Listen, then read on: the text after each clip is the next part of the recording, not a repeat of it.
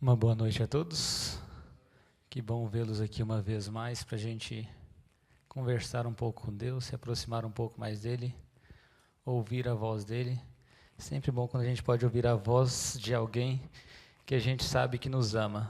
Quando a gente tem alguém que a gente gosta demais e a gente sabe que a pessoa gosta demais da gente, quando a gente ouve a voz dessa pessoa, parece que até os batimentos cardíacos diminuem, você fica tranquilo. Nossa, tem alguém que me ama aqui por perto. E aí você fica tranquilo, vem aquela paz. E quando você vem na presença de Deus, não também que Ele não fala lá com você, mas quando você vem aqui de uma maneira especial, Ele fala de uma maneira especial a você. Eu tenho certeza que se seu batimento cardíaco entrou aqui acelerado por causa do estresse da vida, a hora que você sair daqui por ter ouvido a voz dele falando com você individualmente, seus batimentos cardíacos vão estar mais tranquilos, porque você sabe que alguém que te ama conversou com você aqui nessa noite. E eu gostaria de convidá-lo a irmos então para este manual, essa carta fantástica que Deus deixou para a gente, com diversas orientações, para ver um texto bem conhecido, mas que cada vez que eu volto para esse texto, eu percebo coisas novas e coisas diferentes que eu nunca havia percebido antes. Lucas capítulo 15, abra sua Bíblia em Lucas 15, tenho certeza que até as crianças que aqui estão conhecem essa história. E a tendência é achar que talvez eu achava que não teria mais, como é que fala, já ouvi tantos sermões sobre esse texto, ouvi tantas histórias e tantas coisas que às vezes você acha que não se tem mais nada que aprender. E Deus, ele ainda fala, no mesmo texto, ele ainda apresenta lições diferentes para a gente. Eu gostaria de convidá-la a ver essa história do capítulo 15 de Lucas, do verso 11 em diante, sob um ângulo diferente nessa noite. Lucas no capítulo 15, a partir do verso 11. Todos encontraram aí? Lucas capítulo 15, a partir do verso 11. Diz o seguinte: continuou: certo homem tinha 2 filhos. O mais moço deles disse ao pai: "Ó pai, dá-me a parte dos meus bens que me cabe." E ele lhes repartia os haveres. Passado não muitos dias, o filho mais moço, ajuntando tudo que era seu, partiu para uma terra distante, e lá dissipou todos os seus bens, vivendo dissolutamente. Depois de ter consumido tudo, sobreveio àquele país uma grande fome, e ele começou a passar necessidade. Então ele foi e se agregou a um dos cidadãos daquela terra, e este o mandou para os seus campos a guardar os porcos. Ali desejava ele fartar-se da comida que os porcos comiam, mas ninguém lhe dava nada. Então, caído em si, disse: "Quantos trabalhadores de meu pai têm pão com fartura, e eu aqui estou morrendo de fome? Não, eu vou me levantar, irei ter com meu pai e lhe direi: Pai, pequei contra o céu e diante de ti. Eu não sou digno de ser chamado teu filho. Trata-me como um dos seus trabalhadores qualquer." E levantando-se no mesmo momento, foi para o seu pai. Vinha ele ainda ao longe quando seu pai o avistou e, compadecido dele, correndo, o abraçou e beijou. E o filho lhe disse: "Pai, pequei contra o céu e diante de ti. Já não sou digno de ser chamado teu filho." O pai, porém, disse aos seus servos: "Traze depressa, tragam a melhor roupa, vesti, põe-lhe um anel no dedo, sandália nos pés, trazei também novilho, matai-o, comamos e alegramo-nos, porque este meu filho estava morto e reviveu. Estava perdido e foi achado, e começaram a alegrar-se. Ora, o filho mais velho estivera no campo, e quando voltava a aproximar-se da casa, ouviu a música e as danças. Chamou um dos criados e lhe perguntou o que era aquilo. E ele informou: "Você não sabe? Veio teu irmão e teu pai mandou matar novilho cevado, porque o recuperou com saúde." Ele se indignou e não queria entrar. Saindo, porém, o pai procurava conciliá-lo, mas ele respondeu: "Pai, há tantos anos que eu te sirvo, sem jamais transgredir uma ordem tua, e nunca me deste um cabrito sequer para alegar com os meus amigos? Vindo, porém, esse teu filho, que desperdiçou todos os bens com meretrizes e prostitutas, tu manda matar para ele um novilho cevado." Então o pai disse: "Meu filho, tu sempre estás comigo, tudo que é meu é teu. Entretanto, era preciso que nós nos alegrássemos e regozijássemos, porque esse teu irmão estava morto e reviveu. Estava perdido, mas agora foi achado." Essa história aqui, ela tem várias lições para nós. Eu gostaria de convidar você a olhar essa história sobre a análise do relacionamento. Como que o relacionamento ele influencia nas nossas decisões? Certamente esse rapaz aqui, pela história aqui, era alguém que tinha uma condição financeira tranquila. E ele cresceu nessa condição financeira tranquila, tinha carros do ano, devia ter todas as coisas à disposição, né? Certamente quando fez 18 anos, ganhou do presente do pai, talvez, vamos dizer assim, o carro mais chique que se podia. Tinha viagens, tinha tudo, tinha todas as coisas à sua disposição. Não que isso seja ruim, pelo contrário, se Deus concede a riqueza, por que então nós não podemos usufruí-la, desde que nós não deixamos que ela seja talvez o centro da nossa vida? O problema não é o dinheiro. O Paulo diz que é o amor ao dinheiro. E é isso que começa a acontecer com esse rapaz. Certamente, enquanto ele era pequenininho, o relacionamento dele com o pai era bom. Ele tinha um relacionamento, era o papai aqui, papai vamos ali, e ele realmente amava o pai dele. Passaram-se os anos, ele começou a perceber tanta coisa que o pai tinha, e ele começou a gostar das riquezas e das mordomias que o pai podia oferecer. E quanto mais ele olhava para as riquezas, mais ele começou a se afastar do pai. Porque a riqueza era bom, eu posso pegar meu cartão de crédito, posso sair com os meus amigos e vou gastar à vontade aí com os meus amigos, estar aí em festas, em farras, mas ao mesmo tempo ele ainda estava na casa do pai.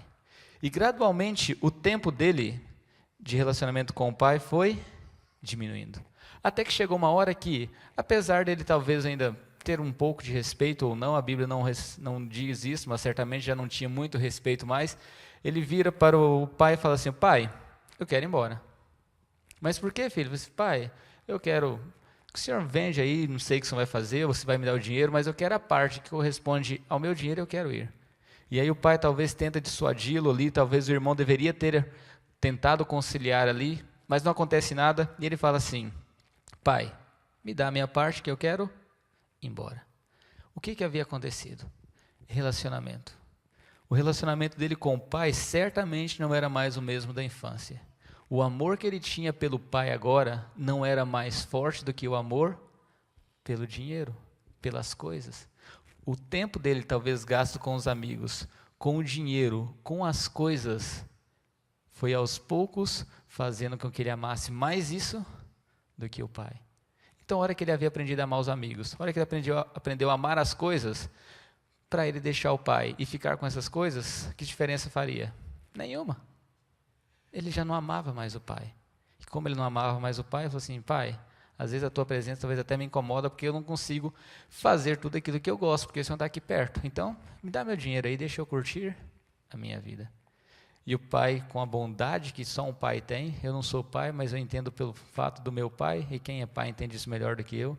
O pai, com aquela bondade toda, ele fala: beleza, filho, se é isso que você quer. Mas ele certamente deixou bem claro: o papai ainda te ama. Beleza, pai. Talvez se fosse nas gírias de hoje, na hora que ele pegou o dinheiro, valeu, velho, obrigado aí, e ó, caiu no mundo. Só que chegou lá no mundo, ele começou a curtir aquilo que ele tanto amava. Só que o dinheiro foi acabando. Foi vindo a crise, chegou essa crise da Europa, lá no país dele, né?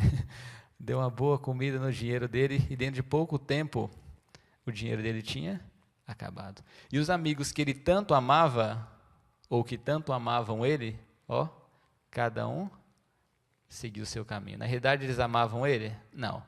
Os amigos, ele havia aprendido a amar o dinheiro. E ele conseguiu conquistar para ele só pessoas que também amavam o dinheiro. Porque a hora que o dinheiro dele acabou, cadê os amigos? Você não tem mais dinheiro? Eles haviam aprendido a amá-lo? Não. Eles haviam aprendido a amar o dinheiro que ele podia oferecer. A mesma coisa que ele havia feito. Ele aprendera antes, talvez com o tempo, ele ainda talvez se prendia ao pai, não porque ele às vezes amava tanto o pai, mas aquilo que o pai tinha para oferecer. Meu pai pode me dar dinheiro, pode me dar as coisas, então eu vou ficar aqui, enquanto der. Quando ele viu que tinha até a oportunidade de pegar as bênçãos do pai e cair no mundo, ele falou assim: melhor ainda, que eu não preciso nem aturar ele. Só que ele chega lá, e a mesma moeda que ele havia tratado, ele agora é tratado de volta. Tinha interesse. E também foi tratado com interesse. Aí agora que não tem mais nada, ele para assim: agora o que eu faço? O que eu vou fazer agora? Ele disse: vou caçar emprego. Aí nem emprego jeito tinha. Aí ele achou lá um lugar para cuidar dos porcos. Começou a comer dos porcos, ficava olhando para a comida do porco ali, e nem isso ele não podia. O patrão talvez nem isso queria dar para ele. E aí passou o tempo, ele falou assim: o que eu estou fazendo aqui? Eu vou voltar para casa. mas será que meu pai vai me aceitar? Eu falei assim, bom, se ele não me aceitar como filho, eu falo assim, pai, pelo menos como um trabalhador do sol, para eu não morrer de fome. Pode me tratar de qualquer jeito, mas só para eu ter comida. Só que pai é pai. Ele não tratava o filho com amor por interesse. Ele tratava o filho porque ele gostava do filho. Percebam a diferença? O filho não amava o pai, ele amava o que o pai tinha para oferecer. O pai amava o filho, não o que o filho tinha para oferecer. Até porque o filho também não tinha para oferecer nada. Está aí até uma relação. Deus, ele nos ama não pelo que nós podemos oferecer, mas porque nós somos filhos.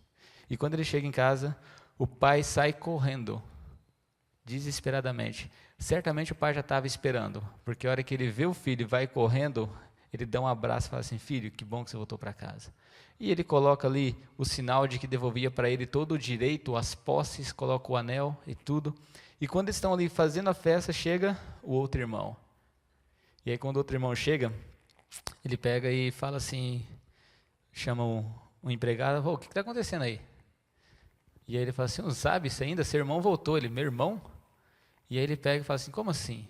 E aí no que ele está ali discutindo, chega alguém e fala assim, vamos entrar e tal. Eu falo assim, não vou. E aí o pai vem e fala assim, seu filho, teu irmão voltou? Aí ele pega e fala assim, pai, ele nem fala o meu irmão, né?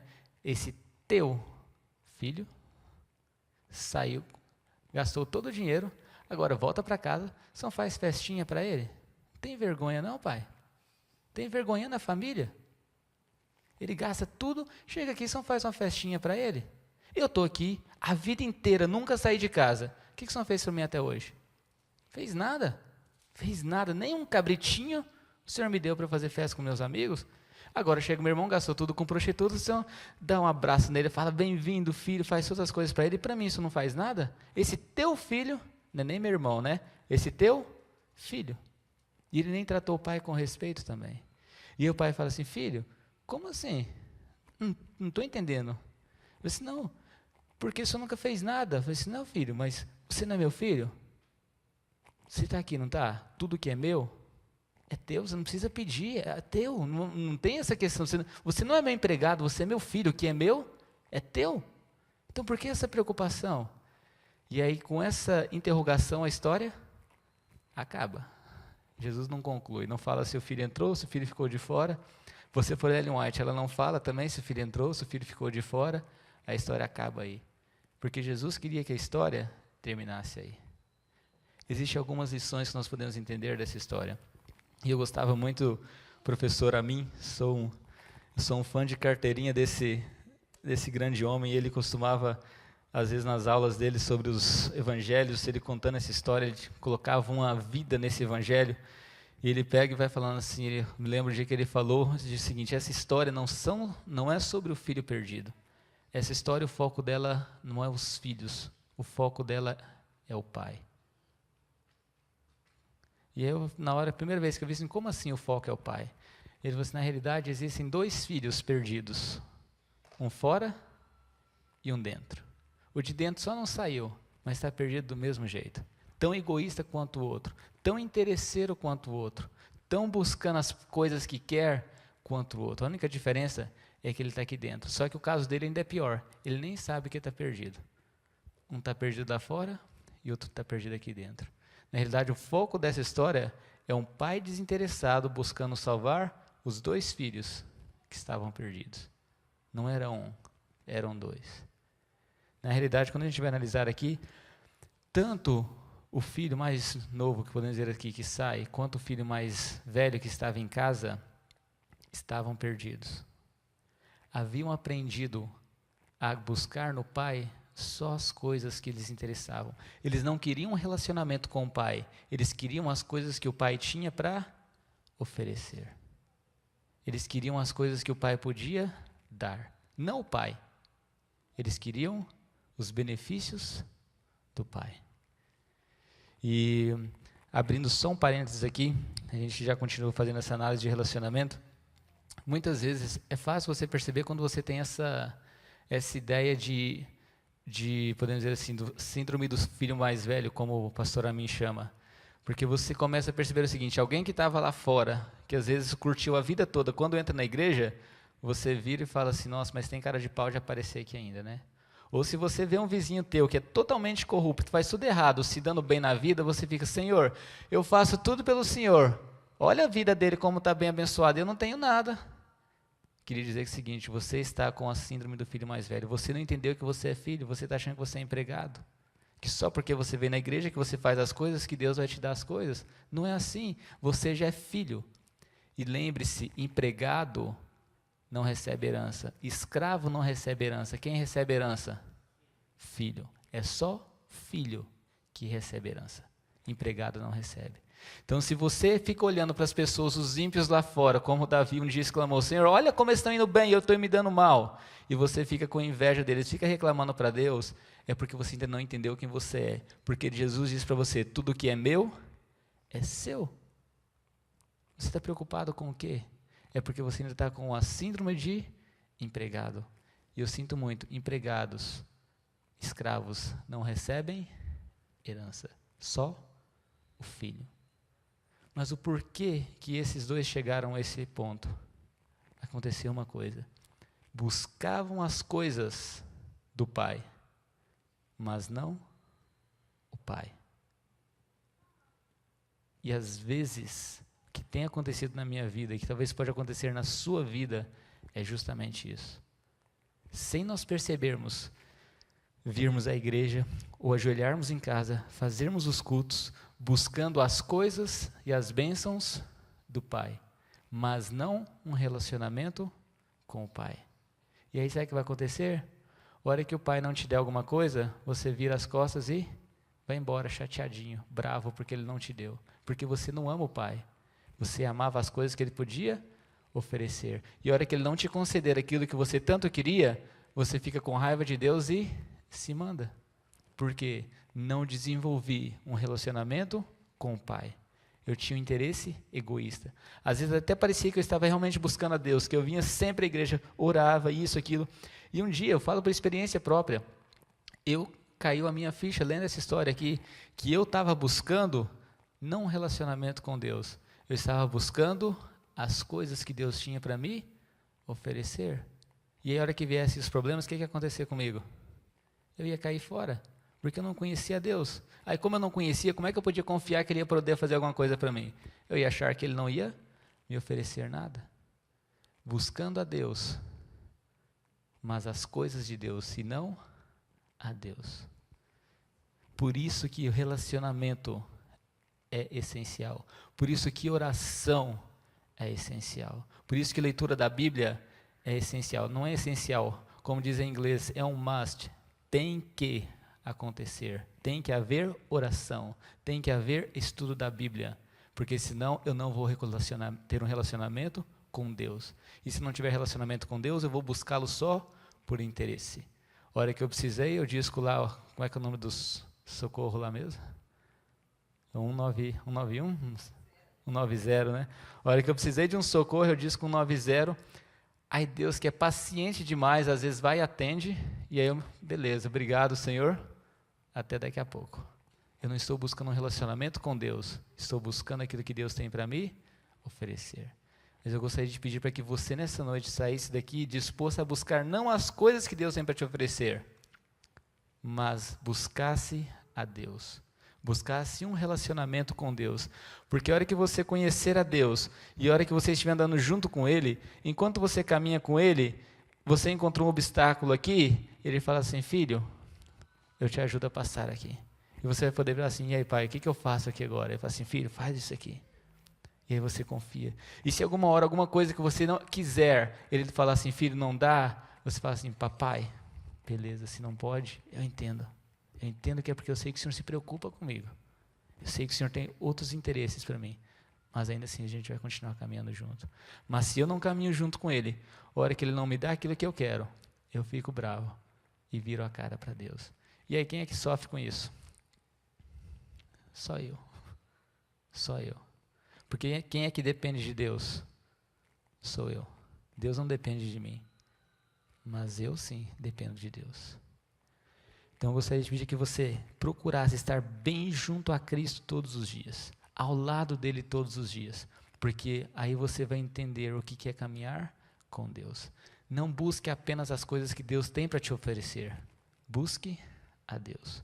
E o bom dessa história é o seguinte: se você for um filho interesseiro até o presente momento, basta você ver a história dos 2 filhos. O primeiro a gente percebe que ele voltou para casa, tinha feito tudo de errado, o pai virou assim: filho, se você quer ter um relacionamento comigo agora, eu estou aqui. Vamos recomeçar? E eles recomeçam. O filho mais velho, a história para ali. Por que ela para ali? Justamente porque Jesus queria deixar o seguinte: qual desses é você? E se você é o filho mais velho, que talvez esteja aqui dentro, o que você vai fazer? Vai entrar? Ou vai virar as costas chateadinho e tentar seguir a sua vida? Faça isso não. Hoje Deus te dá uma nova oportunidade de ter um relacionamento com Ele. Busque a Ele. Não que Ele não quer te dar as coisas que você precisa, Ele quer e Ele vai dar. Mas você precisa também conhecê-lo. Porque se você não conhecer a Deus, a hora que você tiver falta de alguma coisa, você vai abandoná-lo. E aí entra em ruim na sua vida. Então que Deus ajude a mim, que Deus ajude a você a buscarmos a Deus, não as coisas que Deus tem para nos oferecer. Porque automaticamente, quando você buscar a Deus e você entender que você é filho de Deus, você tem todas as coisas com Ele. Porque aos filhos Ele concede a herança. Aos filhos Ele concede a vida eterna. Que Deus abençoe cada um de nós. Eu gostaria que você fizesse uma oração para Deus nos momentos, através dessa música, Bem Junto a Cristo, que ela fala exatamente esse desejo que tem que haver em nosso coração, de caminhar com Deus todos os dias, estar bem junto a Ele todos os dias, até nós chegarmos no além. Vamos cantar esse último hino, 392, pedir o Geander para dirigir aqui para a gente.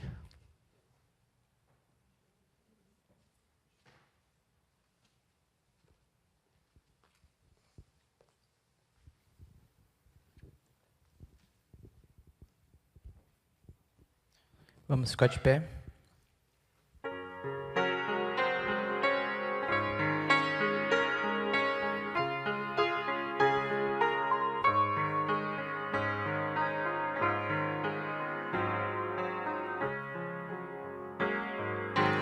Bem junto a Cristo, eu quero estar.